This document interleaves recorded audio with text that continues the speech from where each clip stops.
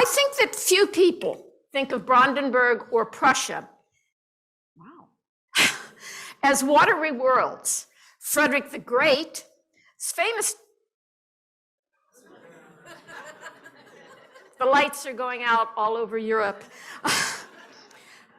Frederick the Great's famous description of his territory as a sandbox tends to dominate our thinking, unfortunately and wrongly. In fact, Brandenburg, Prussia was and remains one of the water richest states in Germany. And let me see it. The Brandenburg House of Rivers Museum physically represents an understanding of how modern biospheres revolve around water. It also signals the historical criticality of water landscapes. Scattered across the modern state of Brandenburg, and here is not, wait a minute. It's a very strange looking museum, and it's supposed to be a waterfall, and it didn't really look like a waterfall to me, but I took the people who were showing it to me at their word. This is Brandenburg roughly in the 17th century. This actually might be 18th century. This sort of lemon colored up at the top is Pomerania, and then there's the Kurmark, the middle mark, which is really the heart of Brandenburg, and that purple thing over on the right is Prussia. And they weren't really joined until later in the 17th century. And that political history is not massively relevant right now. So scattered across this state and the modern state of Brandenburg, which is where Berlin is, lie some 3,000 natural and artificial lakes, in addition to multiple thousands of smaller ponds, numerous rivers, and their innumerable tributaries, rivulets, brooks, streams, drainage and boundary ditches, swamps, morasses, and watery low spots that have no other name. Interlocking waterways marked the physical topography of virtually every Brandenburg province. Okay, here's sort of the ones that are in what is today Germany, the rivers that are in today's Germany. And then you see Poland on the other side. Oh, I've done it again. Poland on the other side, which is where the Oder River is. I have to look at both sides. And I just couldn't get it all on one slide. I don't have that kind of sophistication here. So these interlocking waterways, they marked the topography of virtually every Brandenburg province and the structures built on them and around them. The mills, the dams, the dikes, the causeways, the canals and the channels really anchored social and cultural life. Water's presence was all but inescapable. One could not walk or ride very far or perform daily tasks without encountering a river ford, a right-of-way perched on the crest of an earthen dam, a field inundated by flooding, a washed-out road, a ditch to be crossed, a swamp that impeded progress and threatened to suck carts, horses, and people down into the murky depths.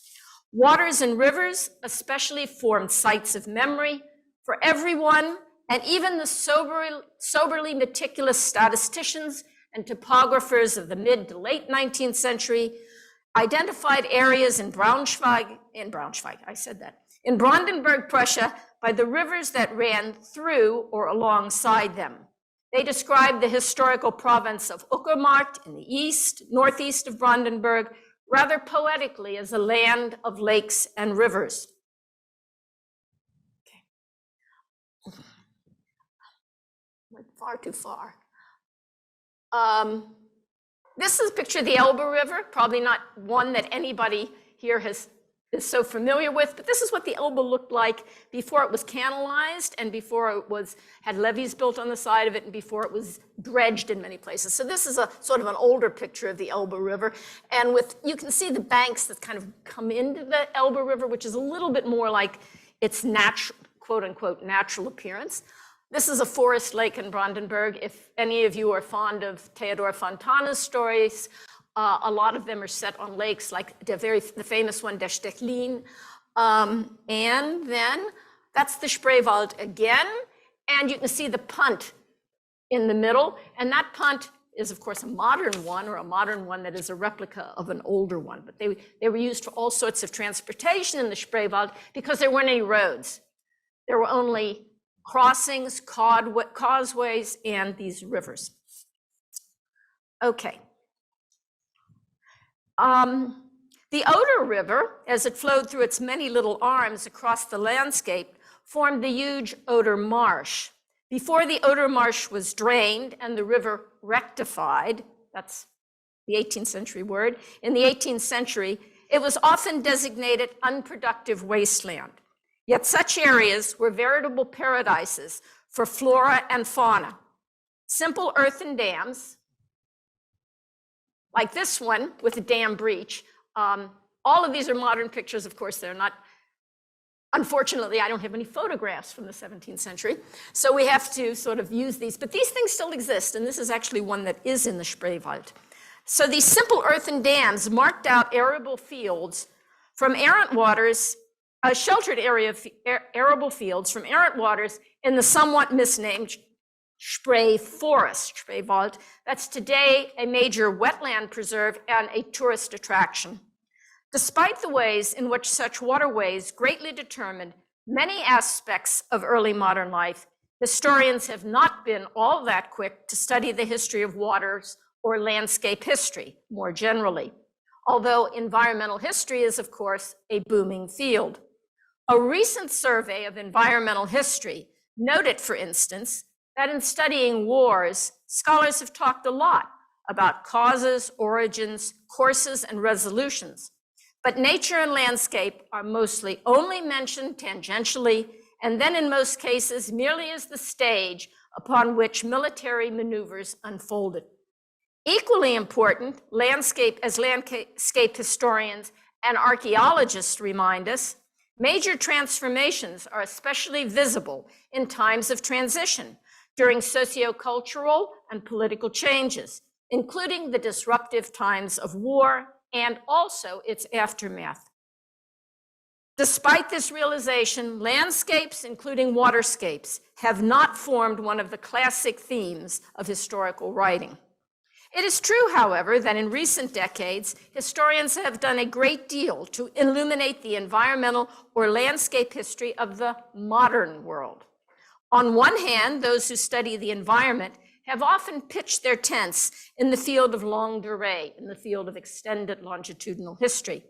Influenced by Ferdinand Bardel in the Annales School, much environmental history has tended to focus on long-acting, large-scale processes, such as climate change and the Little Ice Age of the 17th through almost the 19th century, but also deforestation, desertification, irrigation-caused salinization, species extinctions or near extinctions, to the exclusion of addressing critically important micro-environmental changes. Modern local or micro environmental studies, on the other hand, often focus on environmental degradation in the interest of developing public policies. Of course, the idea that human actions change nature is hardly new. The historian of ancient China, Karl Wittfogel, writing over 60 years ago, described China and India as hydraulic empires because of their need to create large-scale irrigation projects, thus causally linking environmental modifications to the rise of a particular political system. There is, however, if you will pardon the pun, I guess it's a pun, something of a sea change underway, and early modernists are increasingly interested in what they often, perhaps somewhat ahistorically and anachronistically, term resource management. Humanist scholars have developed an interest in natural resources only very recently, however. This recent research turn defines resources broadly as the means to create, sustain, and alter social relations, units and identities within the framework of cultural ideas and practices. Still, much of this has not yet flowed into the historical mainstream. An excellent study of wood resources in early modern Germany notes that students of history are far more likely to be familiar with witchcraft persecutions than the management of forests and woodlands. The same can be asserted even more forcefully, I would argue, for water. Thus, in writing an alternative history of Brandenburg Prussia, I do not mean to reject political narratives or cultural analyses, but rather to draw our attention to things that deeply concern virtually all of the inhabitants, the territory's inhabitants, and that bore long-range and critical political implications. I am asking simply, what would a history of territories like Brandenburg and Prussia look like with water placed at their core? The questions of water management and water resources have, of course, long interested engineers, geographers, and policymakers.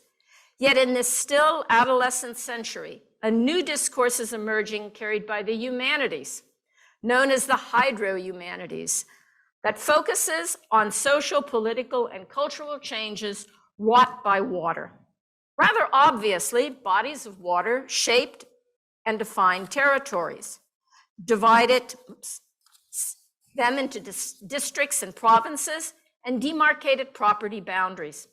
Rivers that formed borders between states often became bones of contention and even triggered conflicts. The Rhine River is only probably the most famous example of that in the European framework.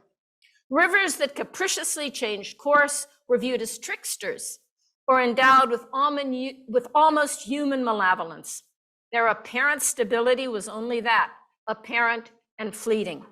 Disputes over boundaries rolled on almost unendingly and were bitter, protracted, and often violent. Ownership of, or rather political control over a river, allowed territories to levy customs and fees that generated major sources, maybe even the major source of their income. But water shaped the land in more profound ways.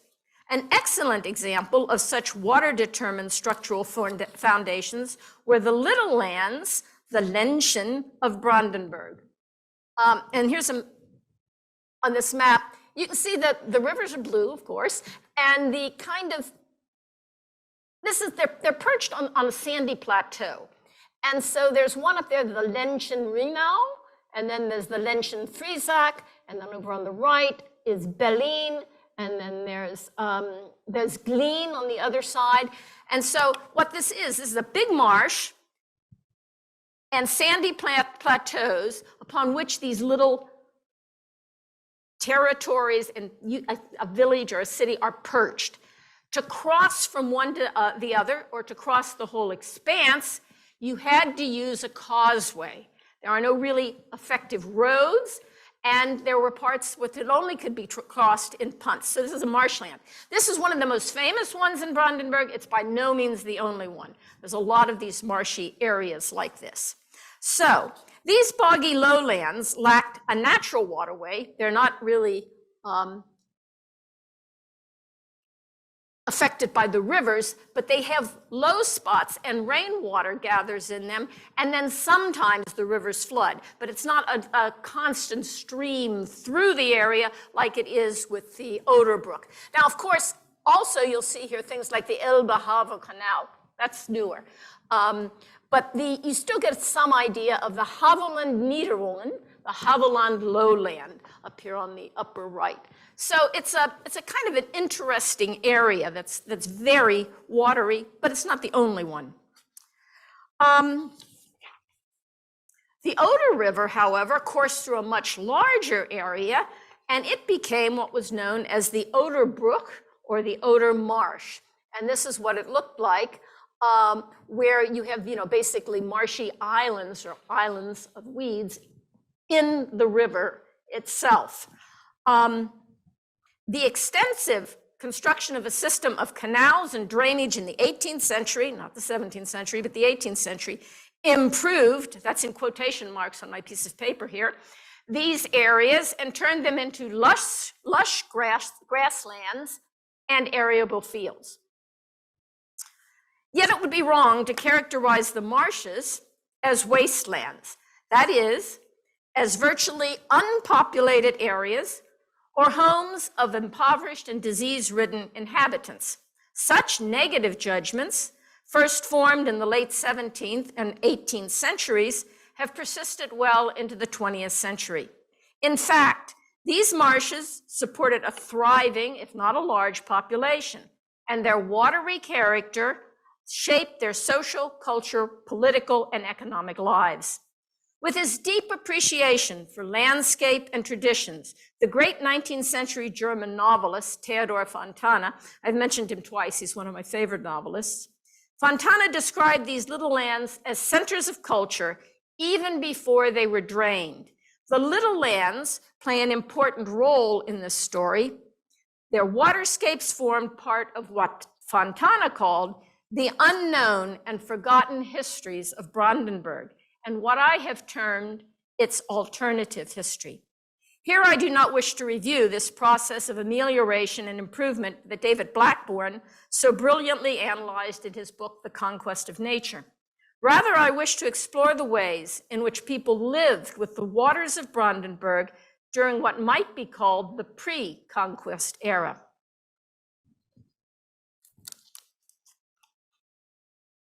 Oops, I'm having a water problem.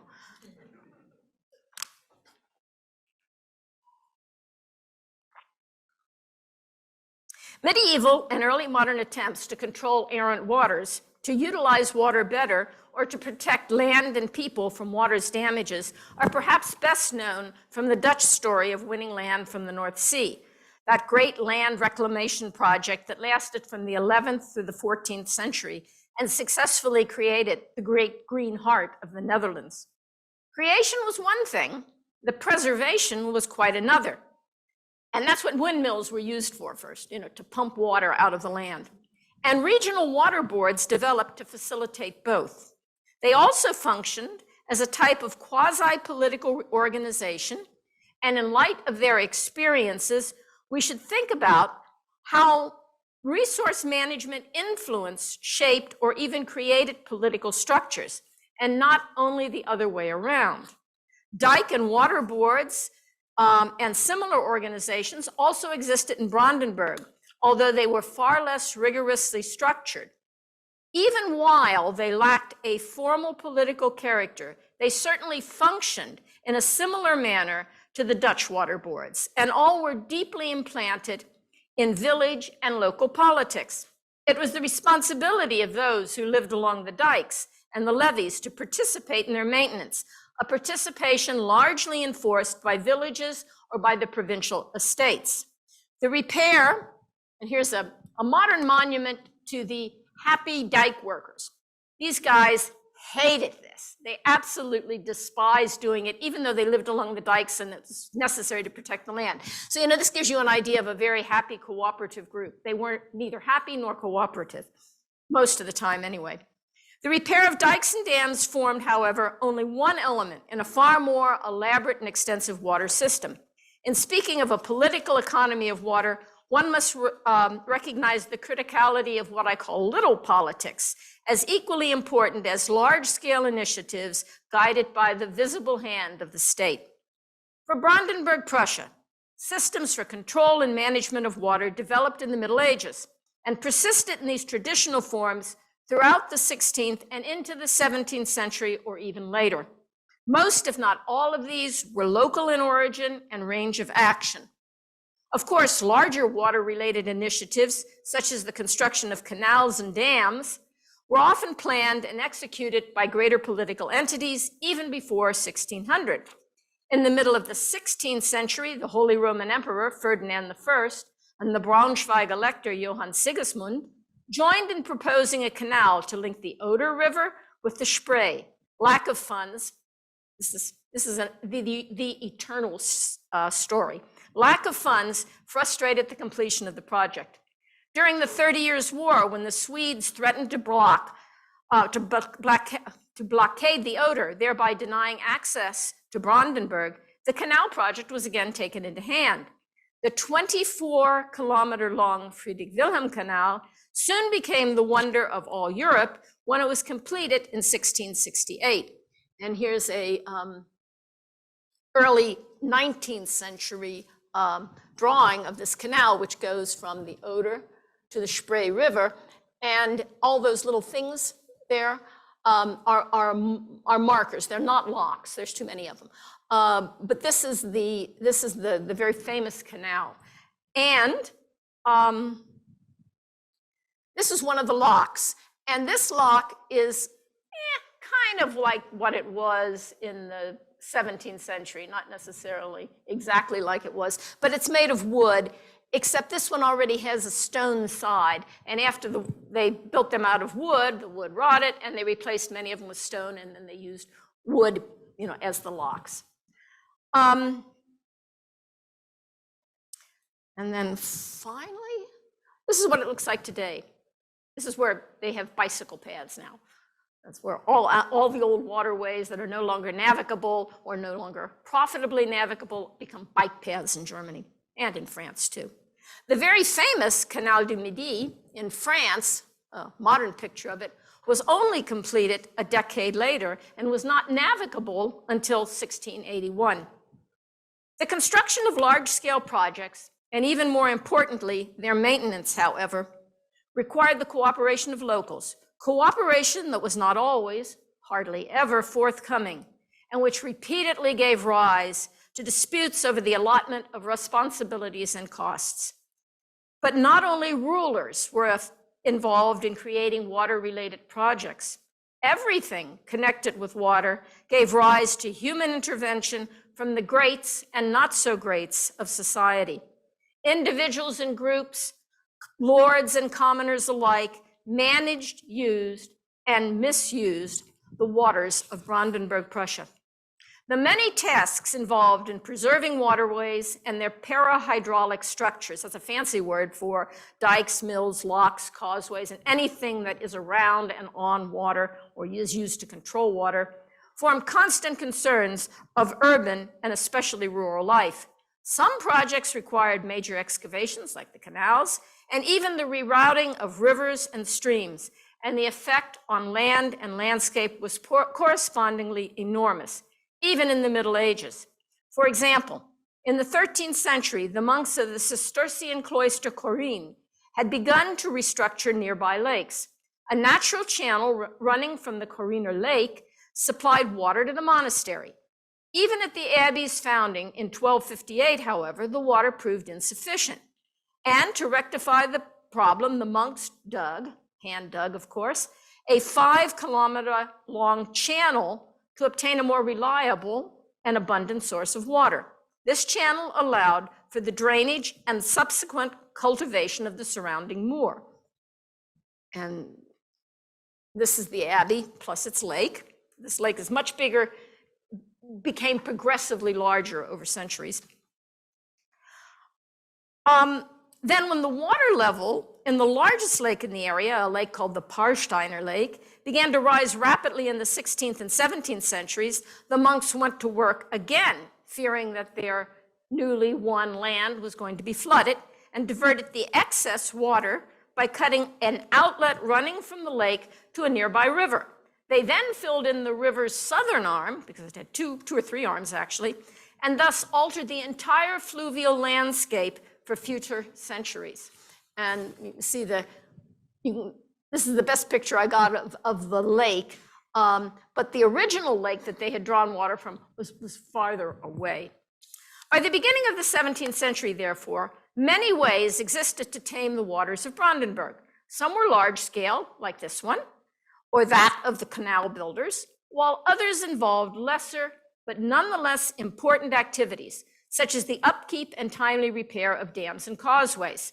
No comprehensive system existed, but the tangle of rules and agreements that evolved over generations went far toward creating a reasonably well-functioning network for constructing, maintaining, and repairing everything involving water. Tenancy agreements, whether they pertain to a single estate or the governance of an entire district, meticulously cataloged the full range of what belonged to the estate or district, down to individual door handles and broken tools. These documents invariably included all things concerning water, whether those waters were large, small, or insignificant, including fish ponds, and specified water rights, including fishing rights. In so doing, they explicitly testified to the centrality of water in rural life and demonstrated the way in which estate holders, but also villages and towns, were intimately and ceaselessly involved in water management.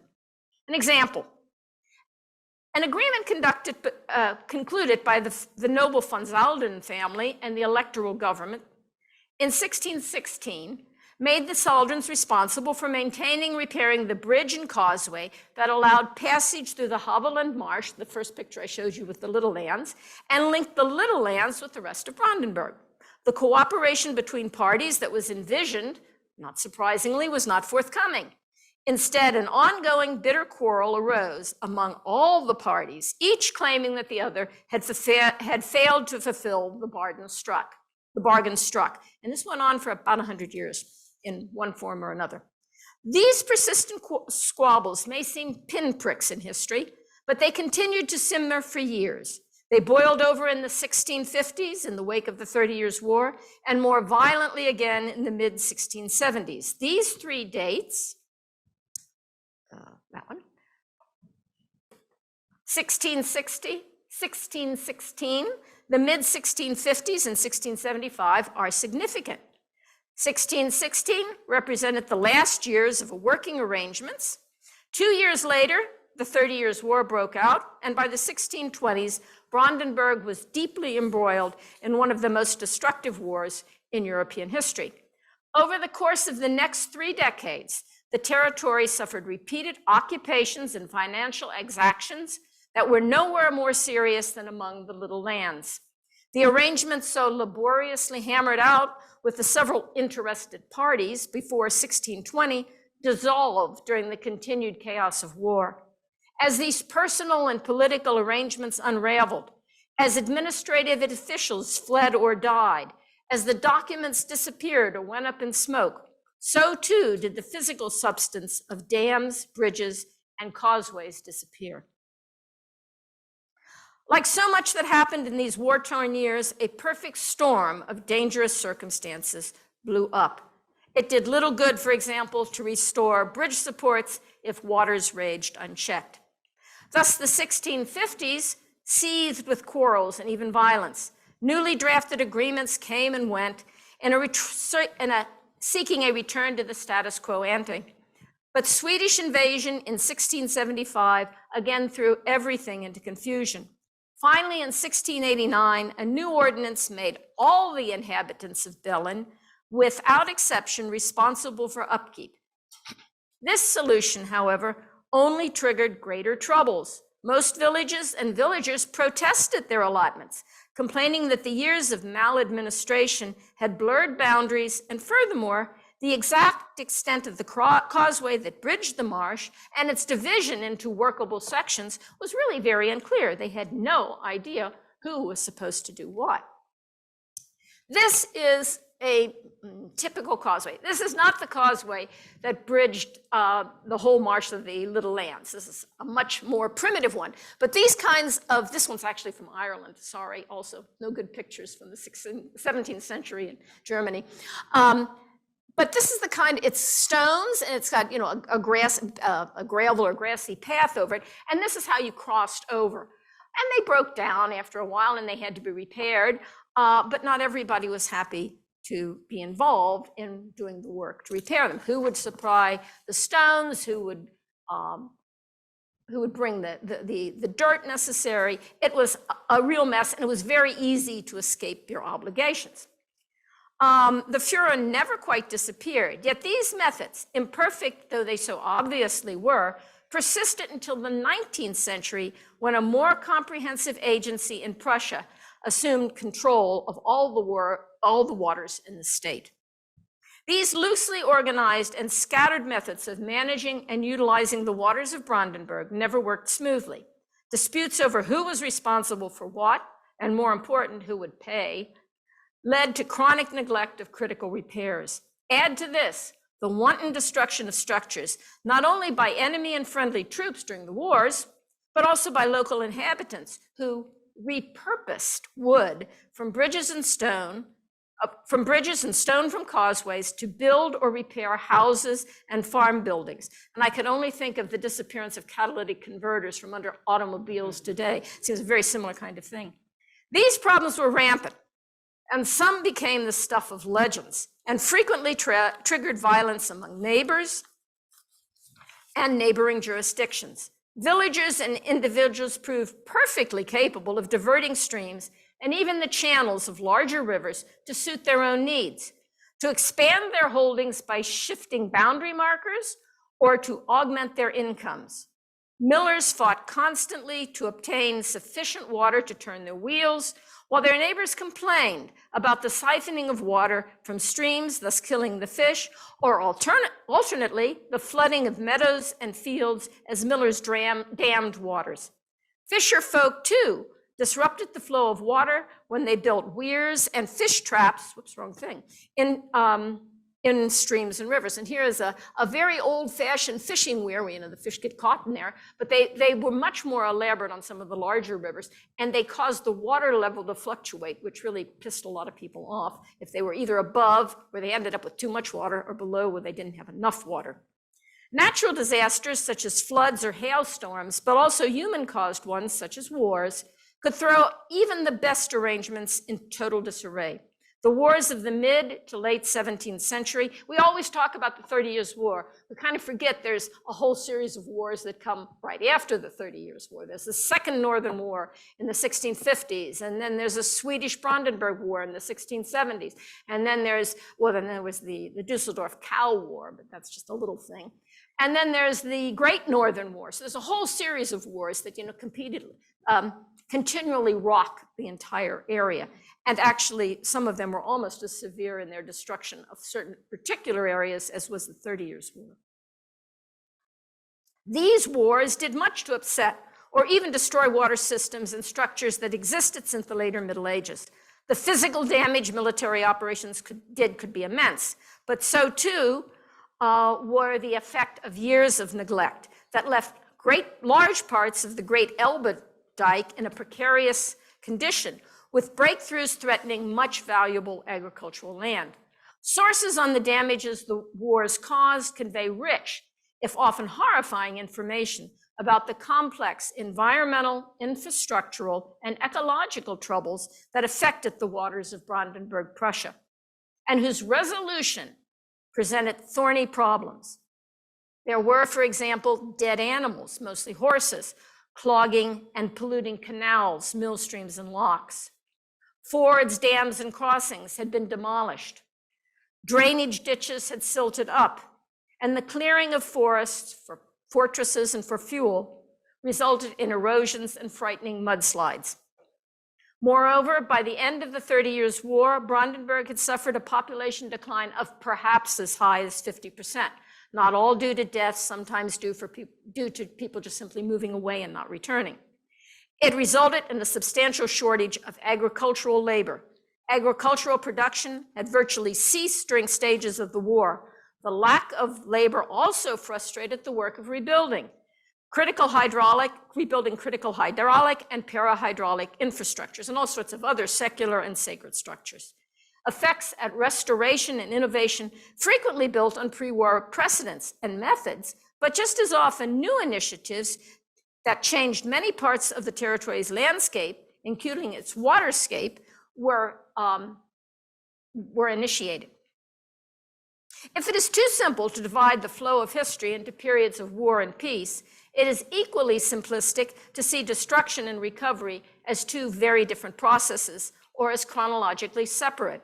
They interacted and often occurred simultaneously. Moreover, even the most well-meaning and carefully planned measures proved ineffective, or worse, harmful. The history of environmental engineering is filled with examples of good intentions gone wrong.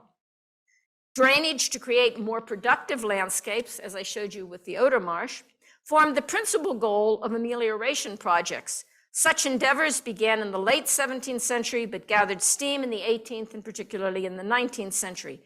Projects that drained wetlands, fashioned more arable fields, but also disrupted or destroyed whole ways of life.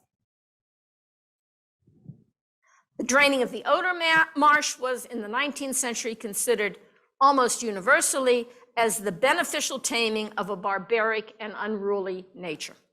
War, however, was not only destructive, it could also be a creative disruption, tearing down old barriers, encouraging innovations, and upending traditional and calcified social structures.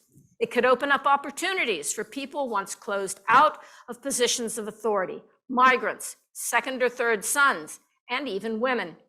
And not all troops or their commanders embarked on mindless destruction. The famous General Albrecht von Wallenstein made serious efforts at canal building and agricultural improvement in Mecklenburg, the territory next to Brandenburg, a territory he controlled as Duke from 1629 until his assassination in 1634. During his short-lived tenure there, he experimented with ways to improve plants and seeds in the extensive gardens he built at his castle in Güstrow. And here is Güstrow before 1635, when the rebuilding is just starting. And that's what the castle looks like today. Beth, you've been there. You've been to Güstrow, haven't you? Ah, Octuye. And this is the garden he laid out. It looks pretty much the same way today. The plants are different, and it's a little bigger, and it's a little better cared for, but this was basically what he did. And the castle actually has a collection of his seed catalogs that he collected the seeds, and stapled them in a loose leaf binder. It's kind of interesting. I'm sure they will no longer germinate, but it was kind of an interesting thing to see. Scholars have devoted much attention to the many top-down initiatives undertaken after the end of the 30 Years' War as forms of state formation, administrative centralization, and financial reform that have often been gathered under the now much questioned umbrella term of absolutism. The government of Brandenburg Prussia recognized a pressing need to recover from the wartime damage and to improve the economic situation of the territory. Historians have not been slow to investigate how the government sought to rebuild its shattered lands, and especially to stimulate agricultural production, bolster or found new manufactories, and improve transportation networks in the wake of the Great War. Initiatives launched during the reign of the Great Elector from 1640 to 1688, and his three immediate successors, the four famous hyperactive Hohenzollern rulers, to improve, I always felt like they needed a little Ritalin to help them out here, to improve existing transportation networks focused almost exclusively on rivers, canals, and causeways, and attendant customs and fees. These attempts at improvements affected communities profoundly, but so too did a whole series of other measures, more local in character, more individualized in conception, more fragmented in execution, and yet just as fittingly understood as resource management, integral to the process of early modern state formation. A dike breach along the Oder River in 1675 had flooded the fields of the district of Lebus. Assessing the blame for shoddy or absent maintenance proved a very ticklish and frustrating and eventually a futile task. The investigations triggered by these lamentable events highlighted the problems with time-honored methods that relied on the cooperation of interested parties. These individuals and groups could easily obfuscate or deny their responsibilities altogether, and they did. Years of war had shaken such traditional practices to the very core, while reshuffling the groups and individuals designated as the interested parties. Just keeping track of who was responsible for which section of a dam to be repaired was a very complicated task, especially as people lied about who the next door neighbor was. When the local authorities probed the matter, they blamed the inutility of the practice where each peasant was allotted a specific stretch of dike to keep in good repair. Many had scandalously neglected the work. They appended to this investigation a list of individuals who were queried about whether they had, or all too apparently, had not done the work. The answers were surprisingly blunt. Many simply answered, "I didn't want to do it." Or queried, "Why should I work on the dike when Joe over there doesn't?" Joe is made up, of course. "How does it benefit me? I don't live close to the dike. What do I care?" I mean, literally, that is what they're saying. These Negotiations over dike maintenance eventually altered the sense of traditional rights and forged new patterns of communal interactions with local and more distant governing entities. The wars of the mid to late 17th century had unsettled those older relationships and frayed long-standing communal bonds. Demographic decline abraded them, and sheer physical destruction erased many markers of communal life from the landscape. Mills, for example, physically reminded locals of their obligation to pay taxes and grain. No structure was more susceptible to wartime destruction. And as the mills disappeared, so too did much of their political, economic, and social meaning. Into the gaps flowed new currents that altered living and governing in ways manifested on the landscape. The visible hand of the state controlled some innovations, but not all. Other changes proved equally, if not more decisive. The bankruptcy of nobles and communes, villages, technological advances that included more sophisticated surveying techniques that shifted how land and waterscapes were perceived and known, the arrival of people in new places, and the launching of new enterprises. Cash-strapped, often insolvent nobles sought novel sources of revenue that frequently depended on relatively expensive technological adaptations, such as the substitution of wind mills for water-driven ones and sawmills for grain grinding ones. And they accelerated the commercialization of water resources such as fish farming. Fish farming is really very old, but they actually began it to do it in a far larger, more elaborate way, where you had several different kinds of fish ponds with them, one flowing into another, and then they'd drain them and they'd catch the fish. It sounded horrible, draining them, catching the fish, and the fish would look like terrible. At the same time, opportunities unfolded for people new to particular localities. One always thinks in this context of the famous Dutch and other migrants welcomed to Brandenburg by the Elector and his first wife, herself a Dutch princess, and who brought with them techniques of hydraulic engineering that transformed whole areas, such as around the old town of Botzo, creating the new model estate of Oranienburg, which is right outside Berlin. And you can see the canal up there and the gardens. And it was a very elaborate estate. It was actually quite large. But it was not only these famous migrants who made the difference. So, in 1685, the nobleman Acatius von Fitzau, a major landholder in the province of Prignitz, and that's in the western side of Brandenburg, dammed a channel that paralleled the old Elbe, not Elbe, but Elder River. It's a much smaller river, in order to provide more power to his newly constructed mill. Almost immediately, those living alongside the river protested that the overflow had flooded their fields and pastures to the extent that they now had to travel over them in punts or wade. Fitzau was hardly alone in manipulating this particular watercourse. The local district administrator had sought to facilitate timber floating on the Elbe and had therefore blocked the entire riverbed by arbitrarily setting into it a series of large locks. This diversion of the Elbe drained water from the channel and deprived the Quitzau's mill of motive power, while the tannins that leached out of the floated logs poisoned the fish. While disputes over the natural or altered courses of water, like the building and upkeep of hydraulic and parahydraulic structures, date well back into the late Middle Ages, the 30 Years' War nonetheless represented a turning point in Brandenburg,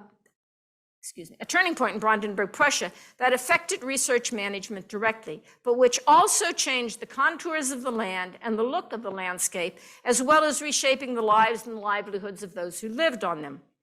The war also marked the beginning of a gradual shift in ideas of property, from an older sense of lands and waters held in tenure, often for a limited period of time, to that of private ownership.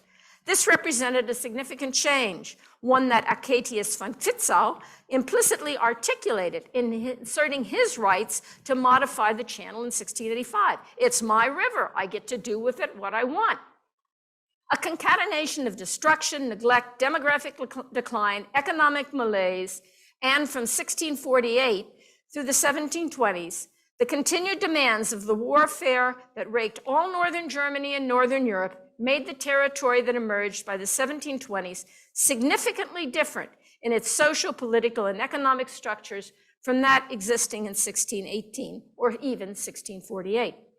Arguing that the wars of the 17th century proved watersheds in Brandenburg and Prussia is nothing even remotely new. Yet this story has been for a very long time told in a fairly triumphalist tradition inherited from the nationalist historians of the 19th century, who rooted an inevitable rise of Prussia in a purposeful Hohenzollern effort, or purposeful Hohenzollern efforts, to create a powerful state. Beginning directly after the Treaty of Versailles, this initiative was supposedly carried forward and strengthened by generations of subsequent rulers, their allied nobilities, and especially their growing core, what we would today call bureaucrats, with profound effects, good and bad, on the land and the lives of the inhabitants there, whether they were human, animal, or plant. Even though historians of Germany have long incorporated newer perspectives into their analyses that have moved the attention somewhat away from the efforts of the Hohenzollerns and the initiatives of a state with a clear centralizing absolutist mission, this older narrative simply won't die. The author of a study published at the beginning of this century on the rise of Prussia did not hesitate to open with the line, in the 17th and 18th centuries, Prussia rose out of obscurity to become one of the most powerful countries in Europe, and further argued that the great elector completely refashioned both the political and economic structures of the electorate by adopting the model of absolutism set by Louis XIV.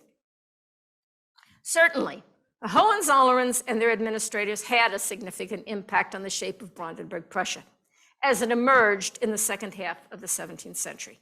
A skeptic in the audience might and probably should ask whether the local day-to-day managing or mismanaging of the environment I have traced here was as critical as the weight of the visible hand of the state. Was the daily, was the quotidien so ordinary, so commonplace, and indeed so universal as to be unremarkable? I think not. Rather, the many contradictory, uncoordinated, self-serving, and perhaps even almost imperceptible actions of innumerable others whose names are less familiar or even unknown to history changed Brandenburg Prussia in important ways. Surely the story of the rise of Prussia or the formation of the Prussian state must also be told on the basis of everyday actions.